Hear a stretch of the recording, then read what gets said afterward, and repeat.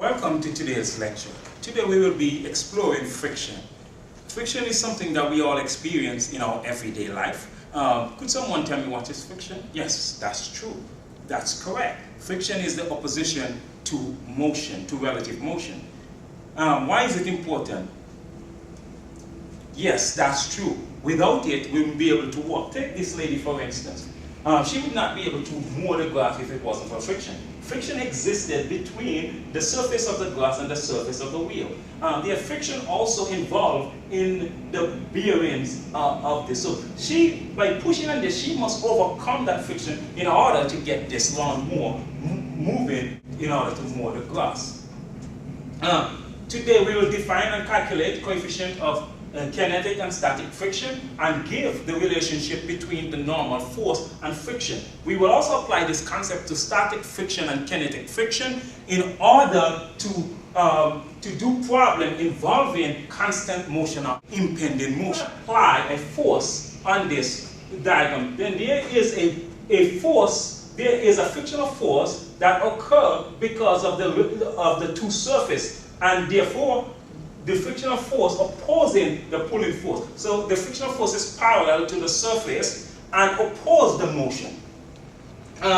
Static friction simply means that there is no relative motion. So if you take this chair for instance, I'm pulling on this chair, and as I pull, I'm trying to get it going, and now the force is big enough, it's coming, and now it's easier to pull once I get it going. That tells you the force during motion is always smaller than the pulling force trying to move something from rest. So therefore, kinetic friction happens during motion.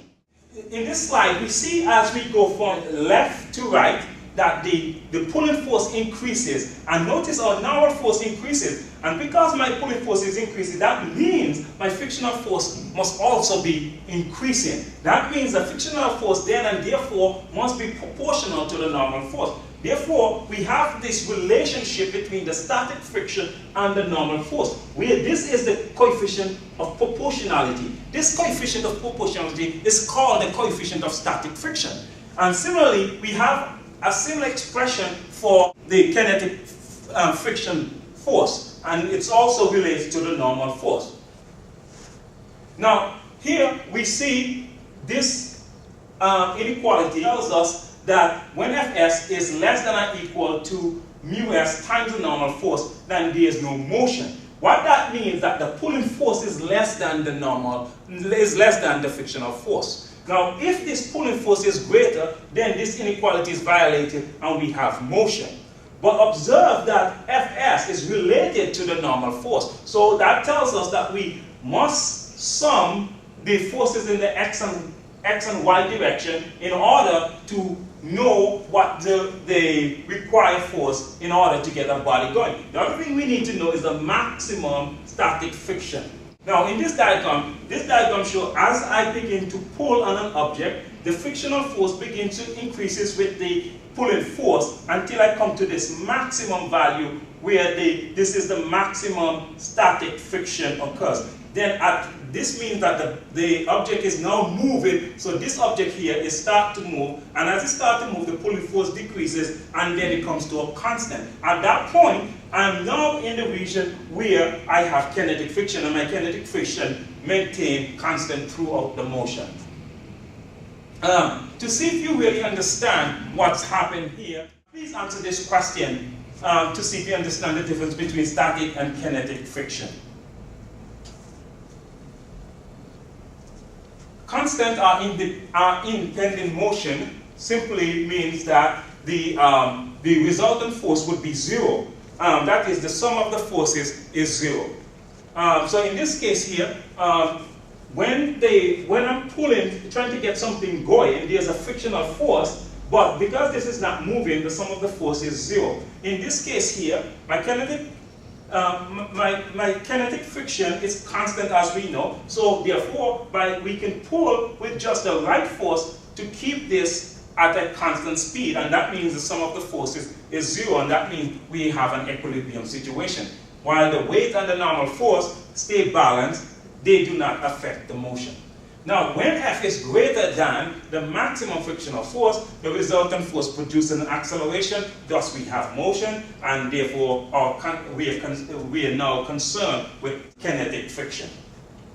And that means the kinetic friction force remains constant even as the velocity increases. Now, let's take this example. In this example, we need to find the force required just to get a block moving. The first thing we want to do is to draw a free body diagram, and to sketch this free body diagram, we're going to put in our weight, which is 250. So, and then we put in the normal force, we put in our frictional force. This is Fs, we require the static friction, and we have our pulling force. So now we have a free body diagram, we're ready to find F. We sum our force in the x direction, and this is F minus Fs, and that equals ma by Newton's second law, but a in this case is 0 because the block is not moving. And we now sum our forces in the y direction, and that's n minus w equals to 0, and therefore we can just go ahead and solve this, and we know w is 250 newtons. Now, we know that, the next thing we want to do is to use this condition. And therefore, by using the condition that F equals to this equals 0, we see that this is equals to F is equals to Fs, but now we need to find Fs. And we know Fs is equals to mu s times m. In this case, this is going to be 0.5. Observe the coefficient of static friction is unitless times the 250, and that gives us 125 newtons. Now that means we have now related F to Fs, so that means F is also equals to 125 newtons. Now we'll consider F needed for a constant speed. That means we'll need Fk, which is the kinetic friction, and that means we are now interested in mu k or mk, which is equals to 0.3. Observe it's also a unitless quantity.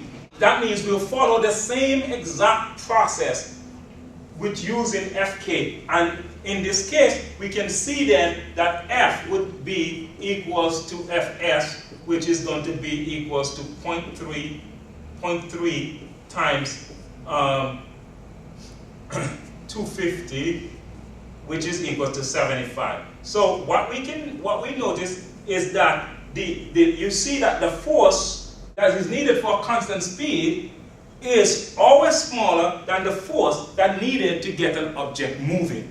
Now this is what this process shows, how to get the 75 clearly in the slides here. Now, the normal force is not always equals to the weight. Situation where it's not true. Like if I'm applying the force at an incline, at an angle. Applying the force at an angle means that this force has a vertical component, and that vertical component increases by normal force, right? And increasing by normal force, then that means my frictional force is going to be bigger as a result.